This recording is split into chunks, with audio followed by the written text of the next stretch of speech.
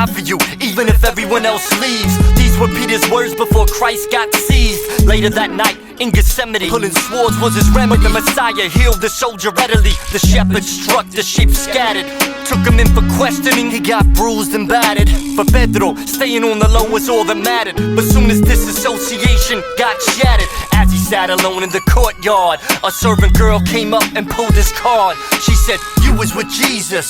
He quickly denied it, stood up, the Galilean started fleeing. He was nervous and the hour was late. He put his hoodie on and he walked towards the gate. Someone said, "This man was with the Nazarene." He denied it and swore, "I don't know what y'all mean. I never even laid eyes on the man." But remember MCP toured with Christ band. He spit backups and set up the mic stand. Easily recognized by the average fan. On the culture, the crew made a real dent. Someone heard him and said, "I could tell from your accent." The third time he called down curses on himself, thinking this would keep his person stealth. Then he heard the rooster crow. Imagine how he felt. He wept.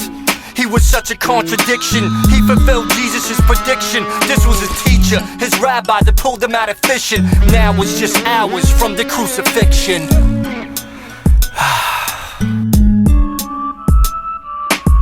I know a lot of us, we can look at Peter and say, "Dang, how could he denied Christ when firsthand he saw all the miracles and he rode with him for 3 years and sat under his teaching and his mentorship?" But you know what? I'm confident to say that all of us, we can point to some real miracles in our own lives, some supernatural stuff that we have to give it up and say it was the hand of God.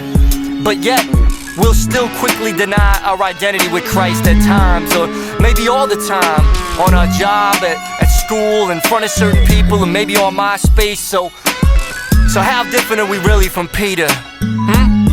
Listen, now here's Pete. He saw Christ get beat, saw the nails driven in his hands and his feet, taken off the cross, a lifeless piece of meat. This was the final blow of defeat, time to retreat. Back to the old ways, no more fishing for men, cause fishing for fish pays. And this was even after Christ was raised. Spiritually, he was so dazed, just like us. When we mess up, we go back to the familiar. Things of this world feel like familiar, but Satan is stealing your purpose and joy as we blindly fall for the ploy that's imitation, like milk and meat made from soy. Just like Peter, who went for the decoy, but Christ came to open our eyes and make us free. John 21, he appeared to his crew at Galilee. The sea, also known as Tiberias, to reinstate Simon Peter. The text is so serious, 3 denials is so serious, 3 I love yous is so serious. Feed my sheep, I tell you the truth. Teach with your life, not just from the booth. Christ predicted he'd die, stretched out on a tree. Then he said to Peter, "Follow me, follow me." He says as you and I, follow me.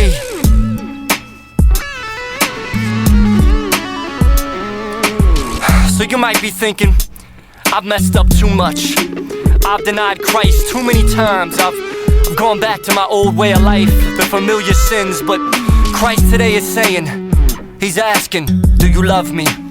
If you really do, he's got forgiveness for you, he's got purpose for you. And he used Peter to reach countless people after he came back.